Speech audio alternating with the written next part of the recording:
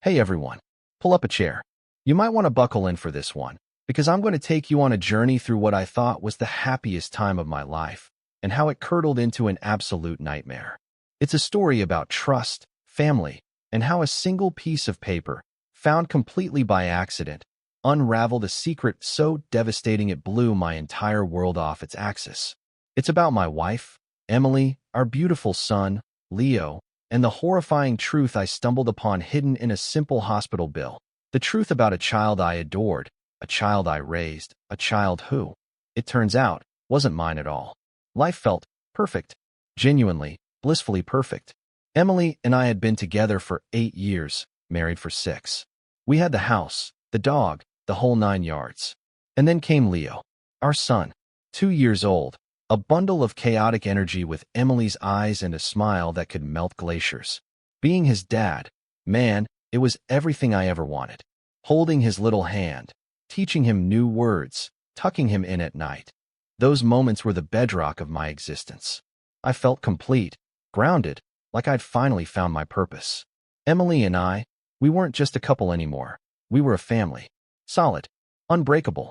Or so I thought. God, how wrong I was. Looking back, were there signs? Tiny hairline cracks in the perfect facade. Maybe. Emily had seemed a little distant sometimes, maybe a bit more stressed than usual over the past year. But we had a toddler, demanding jobs, who wasn't stressed. I chalked it up to the pressures of modern life, the exhaustion of parenthood. We still laughed, we still functioned, we still looked like the perfect family picture. Any doubts I had were fleeting whispers, easily silenced by the sheer joy Leo brought into our lives. Until the envelope. It happened on a Saturday morning. I was sorting through a mountain of mail that had piled up on the kitchen counter. Junk mail, bills, the usual stuff. Tucked between a credit card offer and a grocery store flyer was a plain white envelope, addressed to Emily, from a hospital I didn't immediately recognize. Not the local one where Leo was born, or where we usually went for checkups.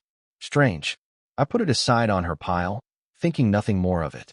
Probably just a follow-up from some specialist visit she hadn't mentioned, or maybe even a billing error.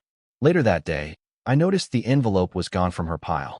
I asked her casually, "Hey, did you see that letter from Oak Ridge Medical Center?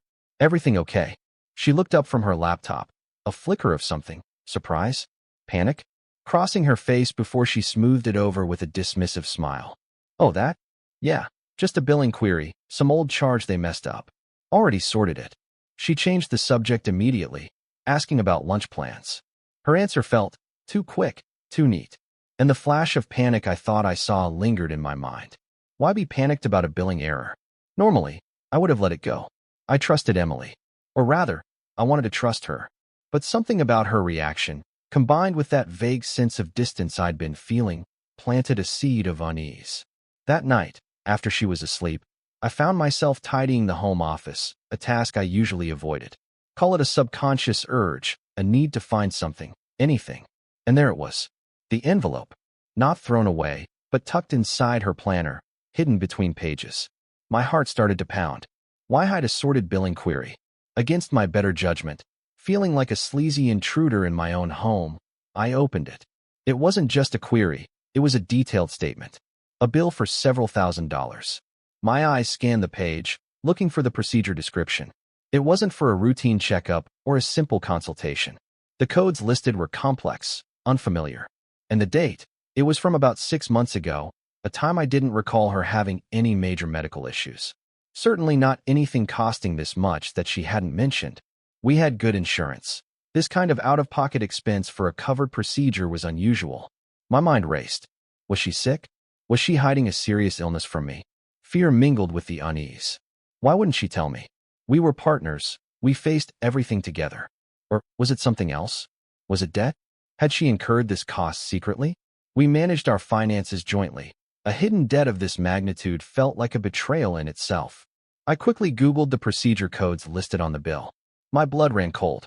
They weren't related to common illnesses. They were specific, complex codes often associated with genetic testing. Advanced genetic analysis. Why would Emily need thousands of dollars worth of secret genetic testing 6 months ago? It made no sense. Unless it wasn't about her. My gaze drifted to the framed photo of Leo on the desk, his bright, innocent smile beaming back at me. A horrifying thought, cold and sharp, pierced through the confusion.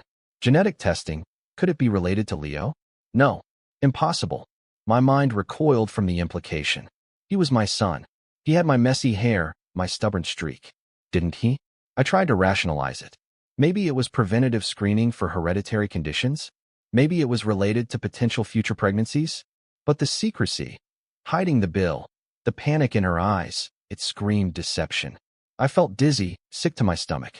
The foundations of my perfect life suddenly felt shaky, unstable. The next day, I tried to approach it again, carefully. I started, trying to keep my voice level. I was tidying the office last night, and I saw that hospital bill again. I was just worried, seeing the amount and the codes. Is there something you need to tell me? Are you okay? Her reaction was instantaneous and explosive. Are you serious, Mark? You went through my planner? My private mail? She deflected, turning the focus onto my snooping, accusing me of not trusting her. The argument escalated quickly. She refused to explain the bill further, just repeating it was handled and private. Private? A several $1,000 medical bill was private? Since when were we keeping secrets like that? Her defensiveness was a blaring alarm bell. Innocent people don't react like that. People with nothing to hide don't hide bills and lash out when questioned. The wall between us, previously invisible, now felt like solid, impenetrable concrete. She was hiding something significant, something related to that genetic testing, and she was willing to attack me rather than reveal it.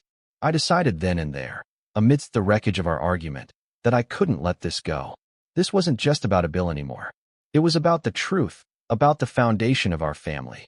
The loving, trusting husband had been replaced by a man consumed by suspicion, driven by a desperate need to know what secret lay hidden within that innocuous white envelope. I would find out what that genetic testing was for. I had to know. Even as a terrifying premonition began to form in the pit of my stomach, whispering the unthinkable, I knew I had to follow this thread, no matter how devastating the truth might be. Little did I realize, I was standing at the edge of a precipice, and the fall was going to shatter everything I held dear. The truth behind that bill was waiting, and it was far worse than anything my darkest fears could conjure. The days following that explosive argument were thick with unspoken tension. Emily and I moved around each other like wary strangers, the silence punctuated only by forced pleasantries for Leo's sake or clipped, necessary exchanges. Her defensiveness had confirmed my deepest fears. The hospital bill wasn't just a bill. It was a secret, a significant one, likely related to the genetic testing codes I'd found. The horrifying possibility that it involved Leo's paternity, once a fleeting, unthinkable thought, now took root in my mind, growing like a toxic weed. But I needed more than suspicion. I needed cold, hard proof before confronting her again.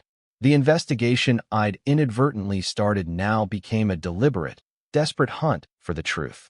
My first step was digging deeper into the bill itself. Using the patient account number and Emily's details, information I felt increasingly dirty using, I managed to log into the hospital's online billing portal. I braced myself, searching for more details than the summary statement provided. And there it was, under the detailed service description for those genetic testing codes. Paternity Analysis Panel, Non-Invasive Prenatal. Prenatal? This test wasn't done 6 months ago. The billing date was recent, but the service date listed, it was from over 2 years ago. Around the time Emily was pregnant with Leo. My world tilted. Non-invasive prenatal paternity testing. She had done a paternity test while she was pregnant, without telling me. And the bill was only surfacing now, likely because of some insurance issue or delayed billing cycle, forcing her hand. Why? Why would she secretly get a paternity test unless she had doubts herself? Unless she knew there was a reason to doubt? The implication was staggering, sickening. It meant that even before Leo was born, she harbored a secret, a potential betrayal so profound she felt the need to confirm his paternity behind my back. Who was she testing against? Me? Or someone else? The portal didn't specify the alleged fathers involved in the panel, only that the test was ordered under her name. The cost suddenly made sense. These advanced prenatal tests are expensive, often not fully covered by insurance unless medically indicated. She must have paid partially out of pocket back then, and this was a residual or incorrectly processed charge resurfacing. The knowledge hit me like a physical blow. I felt winded, betrayed on a level I couldn't comprehend. All those months I'd excitedly prepared for fatherhood, attending appointments, feeling the baby kick, decorating the nursery. She was carrying this secret, this uncertainty, this potential lie. And she had let me believe, for 2 years, that Leo was unequivocally mine. The love I felt for Leo warred violently with the rising tide of rage and nausea directed at Emily. This discovery shifted everything.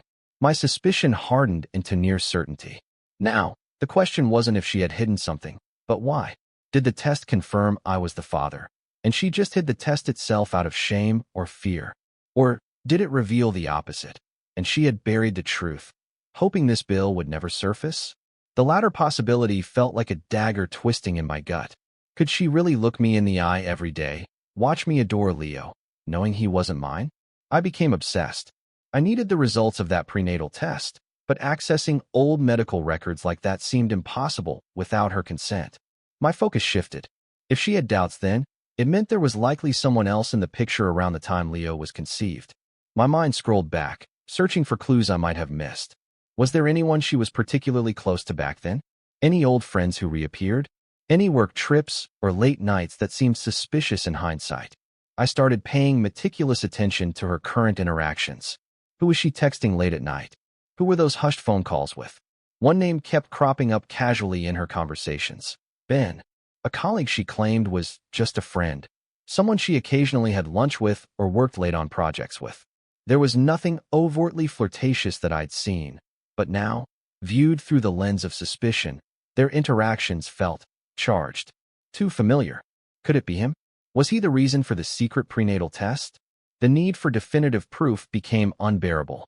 Living in this state of suspended disbelief, loving a child who might not be mine, cohabiting with a woman who might have perpetrated the ultimate betrayal. It was destroying me from the inside out. I couldn't confront her based solely on the existence of the prenatal test bill. She could still try to spin it, perhaps claim I was the one being tested against someone else she suspected me of being with, twisting the narrative. No, I needed the one thing she couldn't deny: DNA.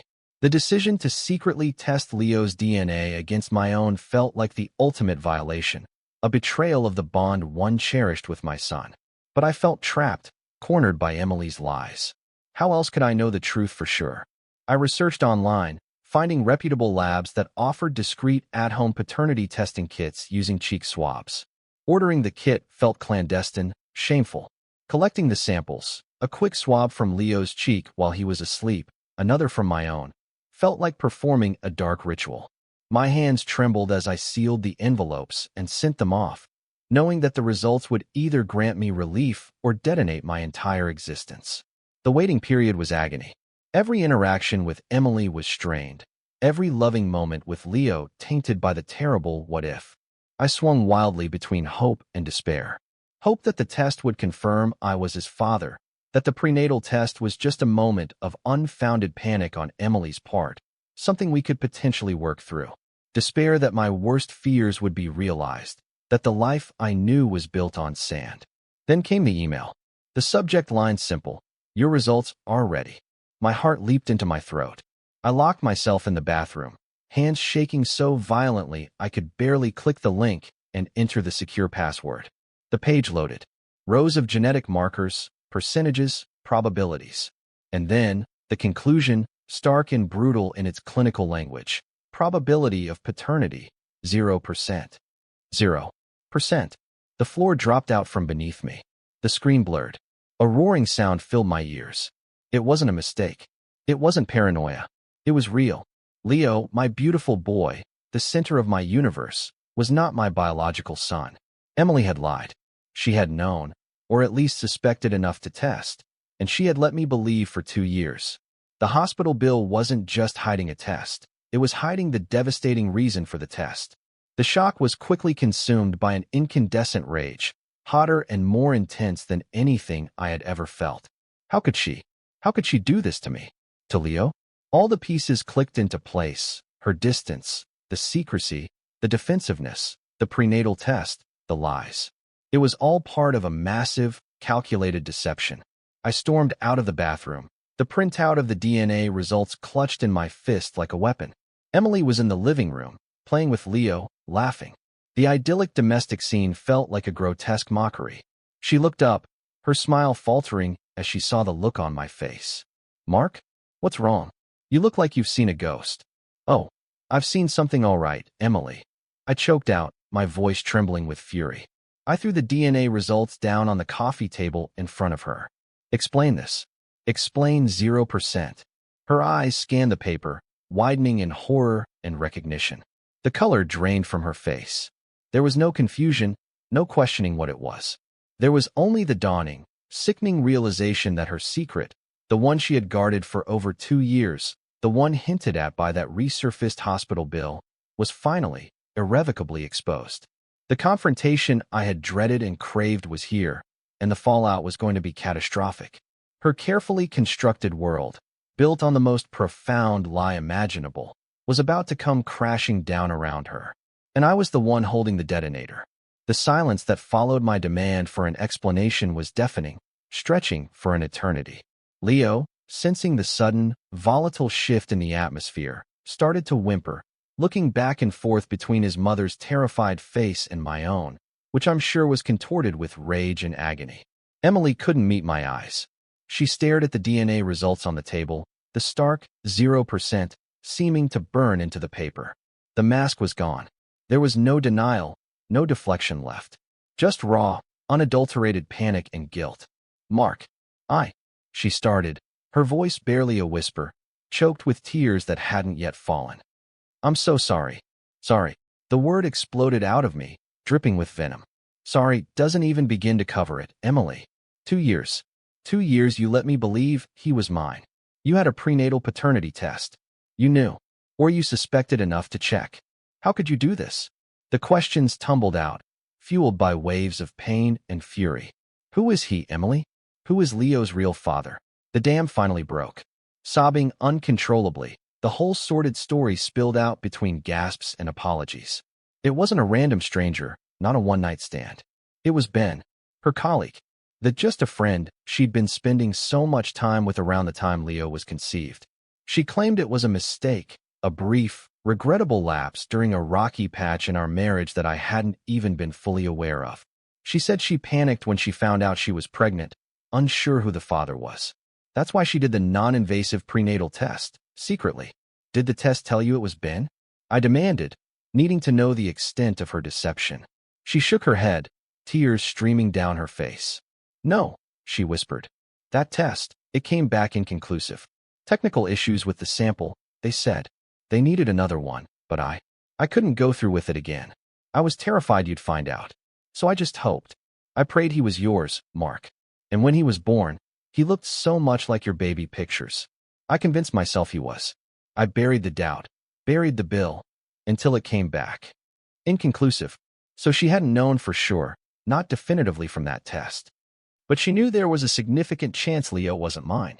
A chance born from her infidelity. And instead of facing the truth, instead of telling me about the affair and the uncertainty, she chose to gamble with my life, my heart, and Leo's identity. She chose deception, burying the truth and letting me fall completely, unconditionally in love with a child whose biological father was her colleague, Ben. The resurfaced hospital bill wasn't proof of paternity itself, but proof of her knowledge of the risk, proof of the secret she carried from the very beginning. The 0% DNA result wasn't news to her soul, just confirmation of a possibility she desperately tried to ignore. Hearing her confession, the justifications about fear and hope didn't lessen the blow. It almost made it worse. It wasn't just infidelity, it was cowardice compounded by years of calculated deception. She hadn't just lied about Leo's paternity. She'd lied about the affair itself, pretending everything was fine, letting me believe our marriage was solid while harboring this monumental secret. "So Ben doesn't know?" I asked, the question hanging heavy in the air. "Does he know he might have a son?" She shook her head miserably. "No. I never told him about the pregnancy uncertainty. He thinks our fling was just a fling." The layers of deceit were staggering. She had lied to me, lied to Ben, and constructed a false reality for Leo. In that moment, watching her crumble, something inside me shifted.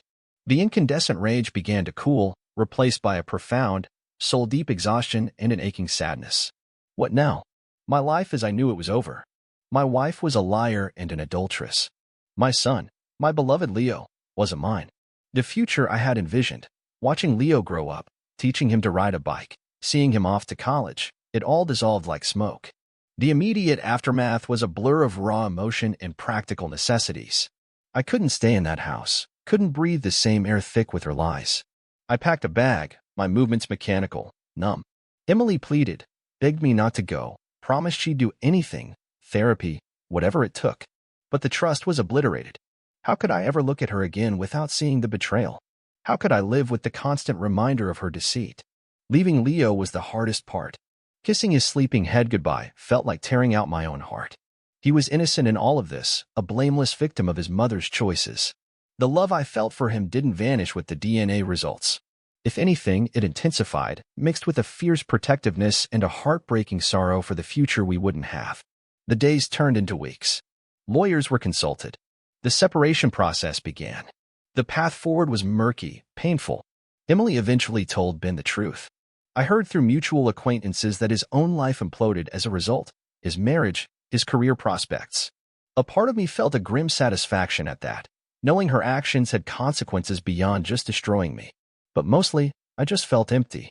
There was no easy revenge plot for me to execute. Exposing Emily further felt pointless. The core truth was devastating enough. My focus had to shift. It wasn't about punishing her anymore. It was about salvaging my own sanity and figuring out what my relationship with Leo could be, moving forward. Could I still be a father figure to him, knowing the truth? Did I even want to? The legal complexities, the emotional turmoil, it was overwhelming. Ultimately, I made the agonizing decision to distance myself, at least for a while. Continuing to be dad, under these circumstances, co-parenting with Emily, felt like setting myself up for a lifetime of pain and reminders of the betrayal. It wasn't fair to Leo, and it wasn't fair to me. I needed to heal, to rebuild my life from the ground up, separate from the wreckage of my marriage. Perhaps someday, when Leo is older, when the wounds aren't so raw, I can find a way back into his life in some capacity. But not now. The hospital bill, that innocuous envelope found amidst junk mail, became the catalyst that exposed the rot beneath the surface of my perfect life. It revealed a truth so shattering that it forced me to question everything I thought I knew about love, trust, and family. There's no neat bow tie on this story, no simple lesson learned, other than the brutal reality that secrets, especially those concerning identity and betrayal, have the power to annihilate worlds. Walking away was the hardest decision of my life, but staying meant living a lie, perpetually haunted by the 0%. And sometimes, the only path to survival is to choose the devastating truth over the comforting falsehood, even when it means leaving behind everything you ever loved. And that brings us to the end of today's story. Thank you so much for tuning in. I truly hope to see you again for more fascinating tales ahead. If you enjoyed it, please hit that subscribe button so you don't miss out on our next adventure. See you soon.